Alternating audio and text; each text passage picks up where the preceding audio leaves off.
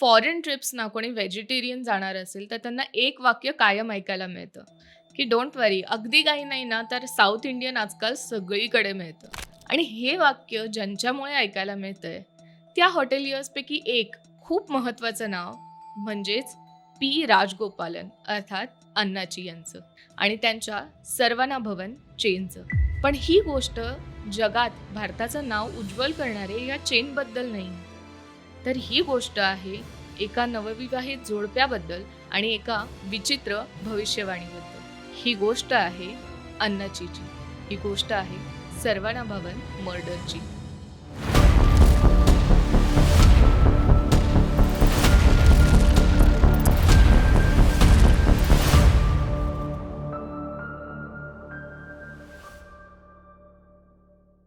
October 2001 मध्ये साधारण पोस्टकार्डसारखं, वॉलपेपरसारखं दिसणाऱ्या कोडाई कनालच्या एका जंगलामध्ये मुरुगेशन आणि रमण नावाचे 2 फॉरेस्ट ऑफिसर्स त्यांची रात्रीची जी गस्त आहे, हं, रात्रीची गस्त घालत असतात. कारण तिथे काय प्राण्यांच्या ॲक्टिव्हिटीज होत आहेत, बाकी काय जंगलात एकंदर काही अवैध तर घडत नाहीये ना, याच्या नोंदी ठेवणं हे त्यांचं रोजचं काम असतं. पण त्या दिवशी त्यांना पेट्रोलिंग करताना जी गोष्ट दिसते, त्यांनी फक्त त्यांचंच किंवा त्या कोडाई कनाल भागाचं नाही, तर अख्ख्या तामिळनाडूचं फ्युचर हे चव्हाट्यावर येणार होतं. त्या दिवशी त्यांना टायगर चोला नावाच्या एका फॉरेस्टमध्ये एका झाडाझुडपांमध्ये थोडीशी दडवलेली, पण तरीही बऱ्यापैकी ओपन साईटवर असलेली एका मृत व्यक्तीची आकृती दिसते. ओके. ते थोडं पुढे जाऊन बघतात, की कदाचित कुठच्या पशूनी तर हल्ला केलेला नाहीये. पण जेव्हा ते मृत शरीर ते बघतात, तेव्हा त्यांना कळतं, की त्या मृत शरीरावर फक्त गळा आवळल्याच्या खुणा आहेत आणि हे अमानुष कृत्य कुठच्याही पशूने केलेलं नसून तर एका माणसानेच केलेलं आहे. त्यांना जो शक्य आहे तो जुजबी तपास ते करतात, तिथल्या लोकल पोलिसांना इन्फॉर्म करतात. पण आत्तापर्यंत कुणीही कुठची मिसिंग पर्सन्स कंप्लेंट फाईल केलेली नसते किंवा कुठचंही अ, ओळखीची व्यक्तीही नसते किंवा काही प्रकारे ओळख पटवणं त्यांना शक्य नसतं. त्यामुळे त्या घटनास्थळाचा पंचनामा करतात. तिथे खुणेसाठी एक मोठा दगड ठेवतात आणि तिकडेच ते जे प्रेत असतं ते पुरून ठेवतात. ओके. आता ही अनक्लेम्ड बॉडी आहे, त्यामुळे तसा तपास सुरू असतो म्हणा किंवा तशी ही गोष्ट कोल्ड केसमध्ये गेलेली असते. ह्या केसचं भवितव्य अजून कोडाई कॅनाल पोलिसांना तरी माहिती नसतं. हं. ह्या केसचं भवितव्य त्यांच्या नकळत चेन्नई पोलिसांच्या समोर चालत येतं. एका मुलीच्या रूपात जिच्या हातात असते 40 पानांची एक पोलीस कंप्लेंट. बापरे! ज्या कंप्लेंटमध्ये टॉर्चर, एक्स्टॉर्शन, किडनॅपिंग, खून ह्या प्रकारचे वेगवेगळे गुन्हे याच्याबद्दल तक्रार केलेली असते. मुलीचे हात ती कंप्लेंट देताना थरथरत नसतात, पण जेव्हा ती कंप्लेंट हातात घेतात, तेव्हा पोलीस स्टेशन मात्र अख्खं थरथरायला लागतं. कारण ही कंप्लेंट असते चेन्नईला किंवा त्या सगळ्यांनाच देव वाटणाऱ्या पी. राजगोपालन अर्थात अण्णाची यांच्या विरुद्ध. आता प्रश्न येतो की हा अण्णाची किंवा पी. राजगोपालन कोण होता? तर जी साधारण एक फिल्मी म्हणावी अशी रॅग्स टू रिचेस स्टोरी असते, की गरिबीतनं वर आणि प्रचंड सक्सेस, तोही मेहनतीच्या जोरावर, ही स्टोरी अण्णाची यांची पण होती. ओके. अ, अत्यंत गरीब कुटुंबातनं शिक्षणासाठी पण जेमतेम पैसे असलेला हा माणूस शाळा सोडून तो चेन्नईमध्ये येतो. तिकडे आधी छोट्या दुकानांमधनं, टपऱ्यांमधनं, काही हॉटेल्समधनं काम करत हळू-हळू पैसे साठवून चेन्नईमधल्या कोळंबकम नावाच्या एका एरियामध्ये तो स्वतःचं छोटंसं दुकान थाटतो, ज्याचं नाव मुरुगन असं देतो. ते दुकान हळू छान चालत असतं. पण तरीही त्याला जेवढी अपेक्षित असते तेवढी प्रगती होत नसते. पण स्लोली बट स्टेडीली तो त्याचं काम सुरू ठेवतो. तेव्हा त्याला एक अचानक माणूस दिसतो. आपण कधी-कधी म्हणतो ना, की संधी चालून येते. लिटरली तसंच काहीसं त्याच्याबरोबर होतं. जेव्हा एक माणूस तिकडे येतो आणि त्याला सांगतो, की "मला खायला काही मिळेल का?" हं. कुठच्याही दुकानात ही तशी वियर्ड रिक्वेस्ट आहे आणि तेव्हा म्हणजे साधारण 80sमध्ये तर अजून कारण असं काही इन्स्टंट बाकी काही खरंय. गोष्टी सुद्धा तिकडे नव्हत्या हं. आणि तेव्हा त्याला आपण जे म्हणतो ना मार्केटमधली नीड, हं. ती गोष्ट जाणवते, की मध्यमवर्गीयांना खाण्यासाठी उत्तम क्वालिटीचं, अफोर्डेबल, तरीही स्वच्छ असलेलं किंवा जिथे फॅमिलीसोबत जाता येईल, असं कुठचंही हॉटेल, रेस्टॉरंट काहीही नव्हतं. हं. ही कल्पना डोक्यात असताना तो त्याच्या ज्योतिषांकडे जातो. ओके. आणि ते त्याला सांगतात, की तू आगीशी संबंधित असलेलं किंवा ज्या बिझनेसमध्ये आगीचा वापर होईल, असं काहीही जर तू केलंस, तर तुझ्या प्रगतीला कोणीच थांबवू शकणार नाही. Okay. It was just the thing he needed. कारण तोही हॉटेल टाकण्याच्या म्हणजे विचारात होता परफेक्ट थिंग. आणि हां. त्या ज्योतिषांनी पण त्याला हेच सांगितलेलं. आणि तिथून सुरू होते सर्वणा भवनची पहिली चेन. ओके. सर्वणा भवनची ही चेन आता हळूहळू खूपच फोफावत जाते. कारण कितीही लोकं त्याला सांगत असतात, की हॉटेल बिझनेस आहे, लो मार्जिन्स असतात आणि जी लोकं सगळे करत असतात, की कमी पैसे द्यायचे लोकांना, इन्ग्रीडियंट्समध्ये थोडंफार 19-20 करायचं सो दॅट काहीतरी करून ती मार्जिन्स वाढतील. आणि ह्या सगळ्या पॉप्युलर गोष्टी बाजूला सारून उत्तम क्वालिटी इन्ग्रीडियंट्स की म्हणजे इथल्याच स्पेसिफिक भागातली मिरची, इथल्या स्पेसिफिक भागातली डाळ, हं. भाज्या ह्या इकडनंच येणार किंवा आपल्याकडे जे स्टाफ आहे त्याला उत्तम पगार दिला जाईल. फक्त तेवढंच नाही तर त्या स्टाफच्या मुलांना शिक्षणाचा बेनिफिट दिला जाईल. वॉव!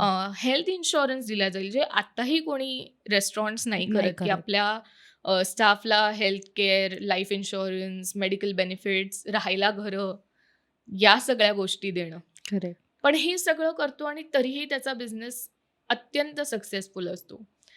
आणि त्यामुळे कोणालाही सरप्राईज नाही वाटत, की हा माणूस फक्त त्याच्या स्टाफसाठी नाही, तर त्याच्या ठिकाणी येणाऱ्या लॉयल कस्टमर्ससाठी किंवा इतरही लोकांसाठी तो माणूस देव बनतो. कारण ही स्टोरी कोणाला नाही आवडत ना, मेहनतीने, एथिकली, चांगल्या मार्गाने आणि प्रॉबब्ली लोकांची त्याला त्याच्या वेळेत कोणी मिळालं नाही म्हणून तो लोकांना मदत करतोय. कारण absolutely. He is helping out he people. Is helping out people. तो काय म्हणतात तसं चांगलं कामाने करतोय. म्हणजे असं नाही की काहीतरी काळे धंदे करतोय आणि ते लपवण्यासाठी करेक्ट, लोकांना हेल्प करतोय. करेक्ट, सन्मार्गाने पैसा कमावतोय. सो अन्नाची इक्वल टू देव हे समीकरण सगळ्यांच्या मनात करेक्ट. चालतं. आणि ह्याच समीकरणामधून चेन्नईमध्येच राहत असलेलं एक चौकोनी कुटुंब सुद्धा चेन्नईला अण्णाजीच्या आश्रयाशी येतं. आई-वडील, मुलगी आणि हं. मुलगा. ओके. त्यातल्या वडिलांचा बिझनेसमध्ये नुकतंच खूप मोठं नुकसान झालेलं असतं आणि त्यामुळे तो गरिबीमध्ये, डेस्परेशनमध्ये या अण्णाजीच्या हॉटेलमध्ये मॅनेजरचा रोल स्वीकारतो. ओके. आणि अण्णाजी लगेच त्याला ज्या बाकीच्या लोकांना फॅसिलिटीज देतात, मुलांच्या शिक्षणाचा खर्च करायला तयार होतो. त्याला बाजूलाच एक घरसुद्धा देतो आणि त्यांचा अक्षरशः तो परत देव बनून जातो. आता तुला हे कदाचित थोडं एक्झॅजरेशन वाटत असेल, की मी प्रत्येक वेळेला तो देव वाटतो हे का एक्झॅजरेट करते. पण ट्रस्ट मी याच्यामध्ये काहीही अ, बढा-चढा के नाहीये. कारण खरंच त्या सगळ्या कुटुंबांसाठी तो देवच होता. अण्णाजीचा सक्सेस हळू वाढत जातो. फक्त देशातच नाही तर विदेशांमध्येही. पण जितका त्याचा सक्सेस वाढतो, तितका त्याचा भविष्यवेत्त्यांवर, ज्योतिषांवर असलेला विश्वासही हं. वाढत जातो. कारण त्याच्या प्रत्येक सक्सेसफुल मूव्ह मागे घेतलेला असतो ज्योतिषांचा सल्ला. म्हणजे कुठच्या ठिकाणी मी माझी नेक्स्ट दुकान उघडू किंवा कुठच्या देशामध्ये मी किती तारखेला प्रवेश करू किंवा मी कुठच्या दिवशी माझ्या रेस्टॉरंटचं उद्घाटन करू, ह्या सगळ्या गोष्टी तो ज्योतिषांच्या सल्ल्याने करत असतो आणि there is no going back. त्याला ट्रिमेंडस सक्सेस हा मिळतच असतो. आणि व्हॅलिडेशन पण मिळत जातं घेतलेल्या डिसिजनसाठी. ॲब्सोल्युटली. आणि इतके बरोबर डिसिजन घेतल्यावर कोणीही ब्लाइंडली हे फॉलो करत फॉलो जाईल. करेल. हो. अण्णाजीच्या आता दुसऱ्या लग्नालाही 2-1 वर्ष झालेली असतात आणि तेव्हा पहिल्यांदा त्याची नजर पडते जीवज्योती नावाच्या मुलीवर. ओके. ही जीवज्योती साधारण 16-17 वर्षाची असते, जेव्हा हा त्याच्या 30शी-40शी मध्ये असेल किंवा जास्तच कदाचित. त्याच्या दुसऱ्या लग्नालाही 2 वर्ष झालेली असतात. ॲक्चुअली त्याच्या दुसऱ्या लग्नाची स्टोरी ही खूप इंटरेस्टिंग आहे. त्याच्या दुसऱ्या बायकोचं नाव कृतिका ओके. आणि ती कृतिका जी आहे, ती अण्णाजीच्याच रेस्टॉरंटमध्ये काम करणाऱ्या एका कुकची बायको आहे. बापरे! हळू-हळू अण्णाजीची जशी तिच्यावर नजर पडते, तसं तो तिला अटेन्शन द्यायला लागतो, गिफ्ट्स द्यायला लागतो, महागड्या गोष्टी द्यायला लागतो. एक दिवस अचानक तिचा नवरा चेन्नई सोडून दुसऱ्याच गावी निघून जातो. ओके. काही दिवसांनी बातमी येते, की अण्णाजी आणि कृतिकाचं लग्न झालेलं आहे. अण्णाजीची पहिली बायको जिवंत आणि very much in his life असताना. मी तेच विचारणार होते, की पहिली बायको. पहिली बायको त्याच्या आयुष्यात आहेच, त्याने दुसरं लग्नही केलेलं आहे. ओके. आणि ह्या अवस्थेत त्याची नजर पडते जीवज्योतीवर, देवा. जी त्याच्या हॉटेलच्या मॅनेजरची मुलगी असते. मी जे चौकोनी कुटुंब म्हटलं, येस. ते चौकोनी कुटुंब म्हणजेच जीवज्योतीचं. तिचे वडील त्याच्या हॉटेलमध्ये काम करत असतात आणि त्याची नजर पडते या जीवज्योतीवर. तिचे गोरा रंग, मोठे डोळे, ही गोष्ट कोणालाही आकर्षित करण्यासारखी होती. कारण तिच्या पर्सनॅलिटीमध्ये एक फायरीपणा किंवा तो एक उत्साह, थोडीशी रिबेलियन, हुशारी, ह्या सगळ्या गोष्टी असतात. पण तरीही पहिल्यांदा सगळे त्याला इग्नोर करतात, की ठीक आहे, म्हणजे कौतुक म्हणून म्हणून गेला असेल, ही 16च वर्षाची आहे, जाऊ दे वगैरे. पण जीवज्योतीच्या मनात काही वेगळंच चालू असतं. तिच्या भावाकडे ट्युशन शिकवायला येणारा एक प्रिन्स शांतकुमार नावाचा ओके. मुलगा तिला खूप आवडत असतो. तो साधारण तिच्याच वयाचा असतो. तो मॅथमॅटिशियन असतो. खूप हुशार, चार्मिंग, आपल्या वयाचा. त्या दोघांचं बोलणं वाढत जातं आणि त्या दोघांमध्ये प्रेम तयार होतं. आता जीवज्योती आणि शांतकुमार कधी-कधी चोरून, कधी-कधी पब्लिकली असे भेटायला लागतात. तो हळू तिच्या भावाच्या ट्युशन्सची फ्रिक्वेन्सी वाढवत वाढवतो. नेतो, जेणेकरून सारखं तिला बघता येईल, तिच्याशी बोलता येईल. सगळ्यांना हे माहिती असतं, पण कोणी कधी अॅक्नॉलेज करत नाही. ही जी एक रिलेशनशिपमधली फेज असते. कारण तीही आत्ताच नुकती कुठे 17-18 वर्षांची होत असते. ही बातमी जशी अण्णाचीला कळते, तो पहिलेच सांगतो, की "नाही, हे पटत नाहीये, ट्युशन्स घेणं बरोबर नाही, मला हा मुलगा बरोबर नाही वाटत. सो तुम्ही आत्ताच्या आत्ता त्याला काढून टाका." काढून टाका.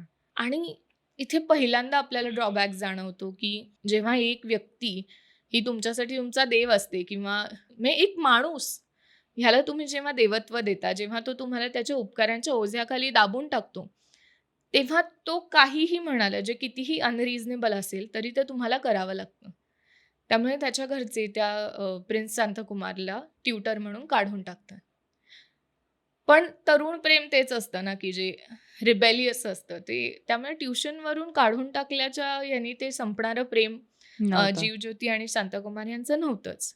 ते तरीही चोरून भेटत असतात, बोलत असतात आणि जशी ती 18-19 वर्षाची होते, तसे ते दोघं एकमेकांशी लग्न करण्याचा निर्णय घेतात. दोघांचीही स्वप्न तशी मोठी असतात. तिला स्वतःची ट्रॅव्हल एजन्सी सुरू करायची असते आणि तो तिला त्याच्यात साथ द्यायला अगदी एका पायावर तयार असतो. सो ते दोघं पळून जाऊन चेन्नईच्या साऊथ भागामध्ये शिफ्ट होतात. तिकडे काही काळ राहिल्यानंतर तिची ट्रॅव्हल एजन्सी हळू सुरू होते, पण एक्सपांड करण्यासाठी तिला पैशांची गरज निर्माण होते. एव्हाना ती पळून गेल्यामुळे नामुष्कीने, अर्थात ह्याच्याबद्दल रिपोर्ट्स 100% क्लिअर नाही आहेत, पण एका पुस्तकामध्ये असा उल्लेख सापडतो, की त्या नामुष्कीमुळे तिचे वडील दुसऱ्या शहरामध्ये नोकरीसाठी निघून गेलेले असतात. काही उल्लेख म्हणतात, की ते मलेशियामध्ये निघून गेलेत. अण्णाचीने जे त्यांना घर दिलेलं, ते घरही त्यांच्याकडनं काढून घेतलं जातं. तिचे आई आणि भाऊ कसेबसे त्या चेन्नई शहरामध्ये राहत असतात. आता जेव्हा हिला साठी पैशांची गरज पडते, तेव्हा ती नॅचरली हक्काने आपल्या आईला फोन करते. हं. आणि इथे माझ्या मते चूक, आय डोंट नो व्हिक्टिमला कितपत ब्लेम करायला पाहिजे, पण इथे तिची आई तिला कन्व्हिन्स करते, की तू अण्णाचीकडनं पैसे घे. आणि ते पैसे ती दोघं घेतात आणि चेन्नईला शिफ्ट होतात. बापरे! ते घेतात पैसे. हो, प्रॉबॅबली तिच्या आईला त्याच्यापेक्षा काही बेटर वे माहिती नसेल राईट. टू फायनान्स दिस. कारण correct. She is only scene that. म्हणजे त्यांच्याच भरोसे हे तिकडे शिफ्ट झालेत आणि लाईफ बिल्ड केलंय सगळं. पण आणि ते घेतात सुद्धा ते पैसे. घेतात पैसे, चेन्नईमध्ये शिफ्ट होतात. आणि आपण कधी म्हणतो नो स्ट्रिंग्स अटॅच्ड, काहीच गोष्टी मिळत नाहीत. तर ह्या पैशांच्या मागे, पैसे देण्यामागे ज्या अटी असतात, त्या अटी अशा असतात, की कुठच्याही वेळेला मग जीवज्योतीला त्याचा फोन उचलायला लागतो. तो कुठे तिला घेऊन जातो, काही पूजा करायला, शांत करायला किंवा तिच्यावरची कोट अनकोट काळी जादू दूर उतरवायला. करण्याच्या नावाखाली. ह्या सगळ्यामध्ये असं होतं, की त्याला परत एकदा जाणीव होते, की मला ही मुलगी हवीच आहे या गोष्टीची. आणि त्याच्यात भर म्हणून तो जेव्हा ही गोष्ट त्याच्या ज्योतिषांशी डिस्कस करतो, ते म्हणतात, की "जर तू ह्या मुलीशी लग्न केलंस, तर तुला भारतामधला सगळ्यात श्रीमंत माणूस बनण्यापासून कुणीच थांबवू शकत नाही." देवा! सो आत्तापर्यंत ज्या ज्योतिषांच्या सल्ल्यामुळे अण्णाजीला एवढा सक्सेस मिळालेला, त्याला ज्या हव्या असलेल्या मुलीशीच लग्न करायचा सल्ला मिळतोय आणि त्याच्यामुळे तो भारतातला सगळ्यात श्रीमंत माणूस होऊ शकणार असेल, तर साधारण एक 60तला अण्णाची हा 19-20 वर्षाच्या मुलीला परत एकदा लग्नाची मागणी घालतो, जेव्हा तिचं लग्न झालेलं आहे. सो हळू परत तो तिला लग्नाची मागणी घालणं किंवा तिच्यावर वाईट नजर ठेवून असणं, ह्या गोष्टी सुरू करतो. एक दिवस मात्र येतो साधारण ऑक्टोबरमध्ये, जेव्हा तो डायरेक्ट जीवज्योती आणि शांताकुमार यांच्या घरी घुसतो ओके. आणि त्यांना सांगतो, की आता तुमच्याकडे 2 दिवस आहेत. 2 दिवसात तू शांताकुमार इथनं निघून जा आणि जीवज्योती तू माझ्याशी लग्न कर. नाहीतर आता या नाहीतरचे काय भयंकर कॉन्सिक्वेन्सेस असणार आहेत, याची कल्पनाही त्या दोघांनी केलेली नसते आणि ते कल्पना करूनही त्या कल्पनेपेक्षा खूप भयंकर कॉन्सिक्वेन्सेस त्या दोघांना सहन करायला लागणार असतात.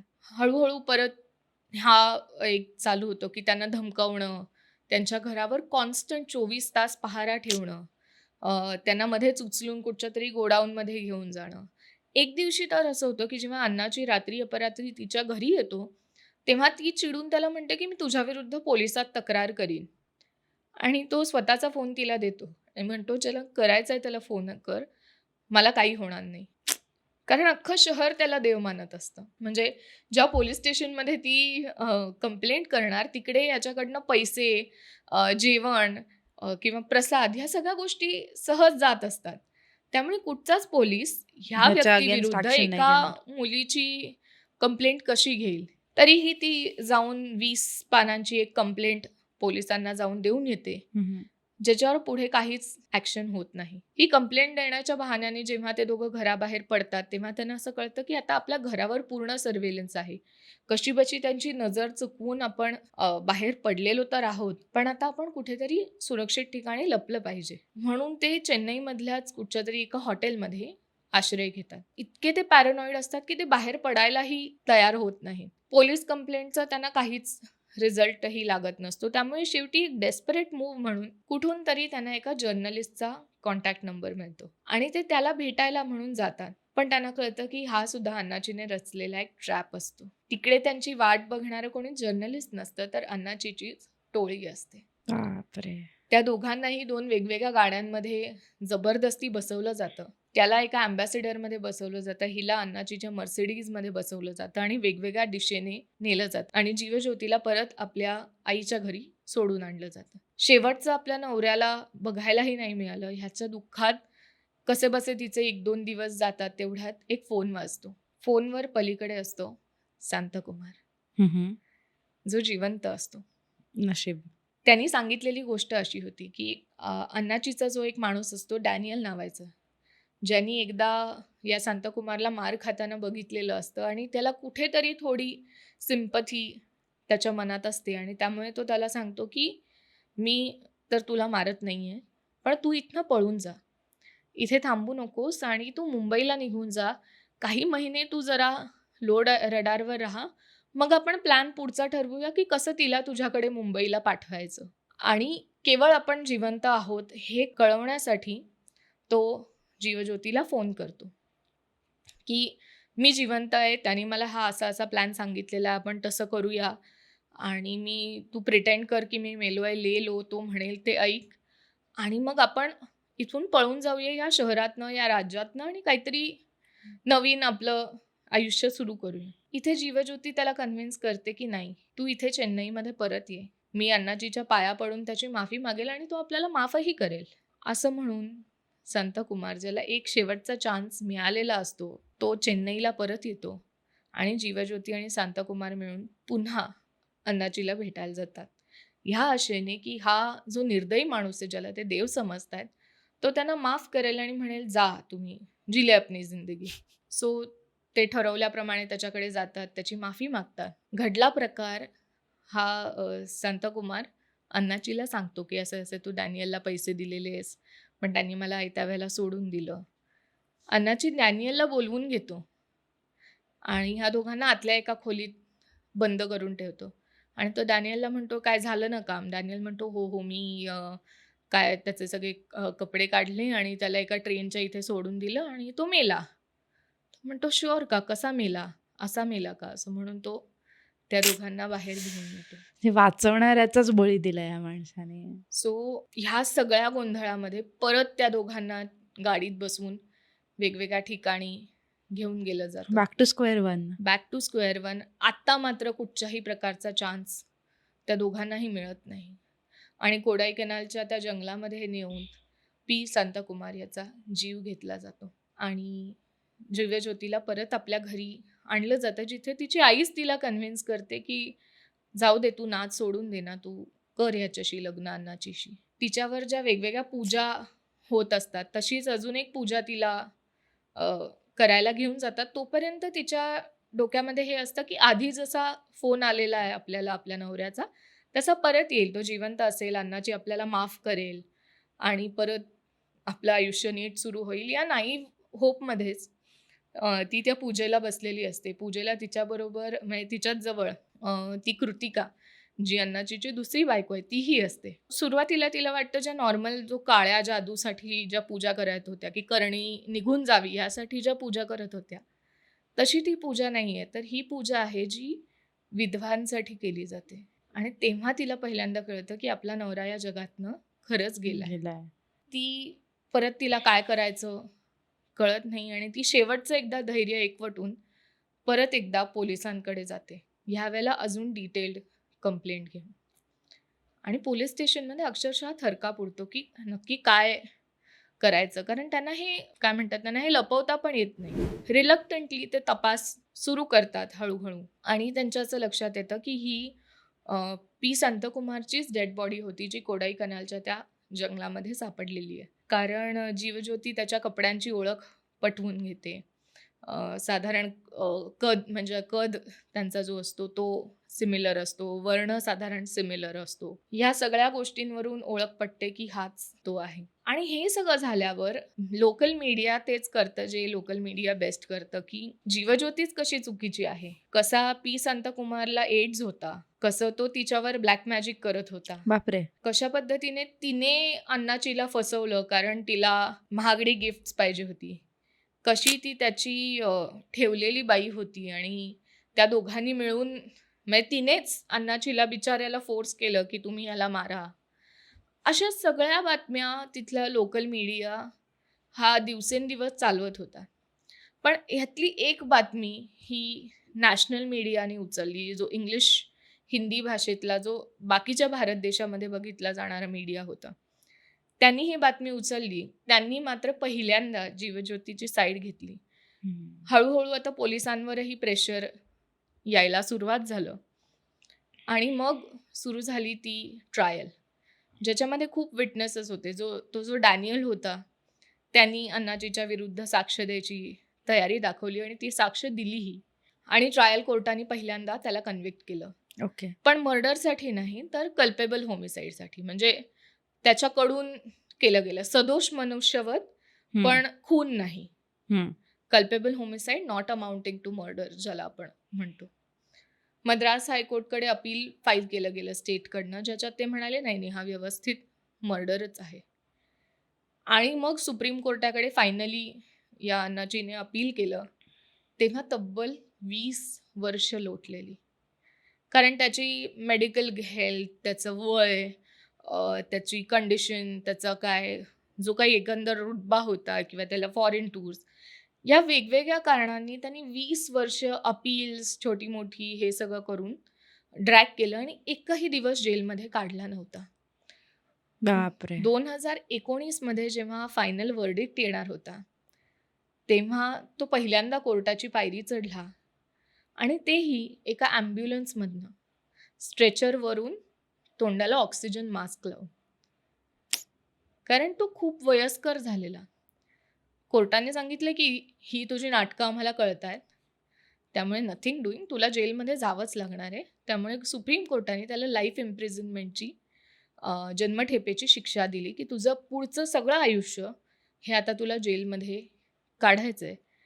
जे त्यांनी काढलं तब्बल 3 दिवस. जेलमध्ये गेल्या गेल्या पहिल्या दुसऱ्या दिवशीच त्याला हार्ट अटॅक आल्यामुळे त्याला एका रुग्णालयात शिफ्ट केलं गेलं, जिथे त्याचा मृत्यू झाला. 2 निष्पाप जीवांचं आयुष्य कायमचं उद्ध्वस्त केलं, त्यातल्या एकाचा जीव घेतला आणि त्याला शांतपणे हॉस्पिटल बेडवर मृत्यू आला. ही गोष्ट होती अण्णाचीची, ही गोष्ट होती त्या पॉवरची. आणि ही गोष्ट होती आपल्या सगळ्यांच्या लाडक्या डोस्याची, ज्याच्या बळावर त्यांनी इतकं साम्राज्य उभं केलं आणि अनेक निष्पापांचा ह्याच्यामध्ये बळी घेतला गेला. I have so many questions की येस. म्हणजे अ, पहिले तर तिच्या आईने तिला परत बोलवून घेतलं, तर ते प्रॉब्ली त्यांना त्याच्यापेक्षा बेटर काय करायचं माहिती नव्हतं म्हणून. कारण अगेन मी जसं म्हटलं की त्यांनीच त्यांची फॅमिली इतकी सेटल केली होती आफ्टर देअर प्रिव्हियस डिझास्टर, तर मग आता पण ते काहीतरी करतील. त्या डॅनियलने आपल्याला वाचवलंय ना, मग तू का परत त्याचीच म्हणजे वाट लावशील? तू स्वतः वाचून काहीतरी कर ना, बेटर तुला अपॉर्च्युनिटी मिळतीये. आणि तो डॅनियल मदत पण करायला तयार होता. आणि त्याच्या जीवावर खेळून ऑलमोस्ट. एक्झॅक्टली. आणि मुळात ह्यांनी परत आईने बोलवल्यावरती पण ह्याच माणसापासून पळून गेल्यावरती त्याच्याचकडे येऊन का लोन घ्यावं? म्हणजे आय एम शुअर की त्या बँका असतील किंवा तेव्हा काहीतरी वेगळी पद्धत असू शकेल to get that money or do something else. पण म्हणजे परत तिथंच जाऊन जे ते अडकत गेले त्यात प्रॉब्ली. आणि आणि 3-4 वेळा संधी मिळाल्या गेल्या. प्रत्येक वेळेला त्यांनी अ, त्या अण्णाचीवर ब्लाइंड फेथ ठेवण्याचाच मार्ग निवडला, की नाही तो माफ करेल आपल्याला. इतकं सगळं होऊन त्याला कळलं, की त्यांना किडनॅप केलं गेलं. त्याच्यासाठी खुनाची सुपारी दिली गेली. त्याला चान्स होता मुंबईला पळून येण्याचा. पण तरीही तिने त्याला कन्व्हिन्स केलं, "तू इकडे ये, आपण त्याच्या पायावर पडूया आणि माफी मागूया आणि तो आपल्याला माफ करेल." नागरिकशास्त्रामध्ये आपण गुन्हेगार कोण ह्याचसाठी घेतो, की आपण जेव्हा म्हणतो ना, की ब्लाइंड फेथ आपण एखाद्या एक्झॅक्टली व्यक्तीवर ठेवतो, एक्झॅक्टली. त्याचे किती मोठे परिणाम होऊ शकतात समाज या पातळीवर. आणि अण्णाजी पण वेळोवेळी काय म्हणतो त्याला, अंधश्रद्धा आणि actual data driven decisions business हं, बाबतीत न घेणारा माणूस दिसलेला आहे. हं, म्हणजे इवन इफ त्यांनी मेहनतीनी सगळं उभं केलं तरी ज्योतिष काय सांगतात या बेसिसवरती त्यांनी ब्लाइंडली गोष्टी हं. केलेल्या आहेत. म्हणजे तोपर्यंत ते ठीक होतं जोपर्यंत ॲक्च्युली पैसे मिळत आहेत आणि छान बिझनेस बिल्ड होतोय. पण एखाद्या बाईशी तू लग्न कर आणि यू बिकम द रिचेस्ट हं. मॅन इन द कंट्री, हे चूक आहे. म्हणजे तू असं नाही होऊ शकत की हे ॲक्सेप्ट कसं होतं? म्हणजे इतका हुशार व्यक्ती की ज्यांनी इतक्या कष्टातनं एखादा मोठा बिझनेस मोठा केलाय, वेगवेगळ्या देशांमध्ये एक्सपॅन्ड केलाय. पण तोच व्यक्ती एकीकडे इतका आहारी जातो ह्या सगळ्या हं. गोष्टींच्या आणि इतका की मग तो काही त्याला सीमा राहत नाही. आणि इतका मोठा बिझनेस असल्यामुळे पॉवर पण खूप आहे. मग ती पॉवर अब्यूज करणं त्याहून सोपं आहे. खरं आहे. आपण परत मला नागरिकशास्त्राच्या अगदी कोअरकडे यायला लागतं, की आपण सगळे सगळे नागरिक हे समान आहोत. कायद्यापुढे कोणीच वर नाही, कोणीच खाली नाही. हे कधी-कधी सिस्टीम विसरते, हे कधी-कधी माणसं विसरतात आणि त्यामुळे कुठेतरी नागरिकशास्त्र हरतं. आय थिंक ही ती केस आहे. ॲब्सोल्युटली. आणि म्हणजे तिने प्रयत्न केलेला. असं नाही की तिने प्रयत्न केला नाही. तिने 20 पानी कंप्लेंट दिली होती पोलिसांकडे. पण ते सुद्धा त्याच्या ओझ्यात होते. ते सुद्धा त्या इमेजमुळे किंवा त्यांनी त्यांची कामं केली असतील हं, किंवा पॉवरफुल पर्सन, त्यामुळे ॲक्शन घेतली नाही. त्यामुळे किती वेळा तिनेही प्रयत्न, प्रोबॅबली एकमेव तिने केलेला प्रयत्न हं. Was that police complaint. पण तीही पोलिसांनी सिरियसली घेतली दखल नाही. घेतली गेली नाही. प्रत्येक म्हणजे ह्याच्यात सगळे फेल झालेले आहेत. सिस्टीम फेल झालेली आहे. तो स्वतः अण्णाची तर किती लेव्हलवर माणुसकीच्याच टेस्टमध्ये फेल झालेला आहे. त्याला साथ देणारे सगळे फेल झालेले आहेत. जीवज्योतीचं कुटुंब स्वतः एक कुटुंबाची संस्था म्हणून आपण जी कुटुंब संस्था म्हणून जबाबदारी तिचे घेणं बाबा असतं, पळून गेले. तेही सगळे फेल झालेले आहेत. त्यामुळे ह्या केसेस आपल्याला परत-परत एक रिमाइंडर देतात, की आपल्या नागरिकशास्त्राच्या ज्या कोर व्हॅल्यू आहेत, जी मूळ तत्व आहेत, ती आपण जर पाळत राहिलो तर कदाचित पी. शांतकुमारसारखे अजून जीव वाचतील आणि आपण एका थोड्या बेटर सिस्टीममध्ये राहू शकू. तर ही गोष्ट होती सर्वना भवन मर्डर केसची. अ, तुम्हीही आम्हाला सांगा अजून कुठच्या केसेसबद्दल आम्ही बोलू आणि नागरिकशास्त्राला सबस्क्राईब करा जेणेकरून अशा अनेक गोष्टी आम्ही तुमच्यापर्यंत पोहोचवू शकू आणि असंच आम्हाला ऐकत राहा, जास्तीत जास्त लोकांपर्यंत शेअर करा. धन्यवाद.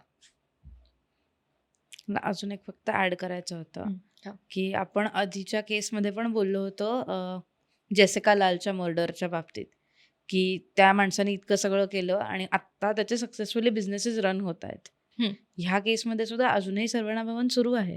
हं, लोकं अजूनही त्यांचे खाणं खात आहेत.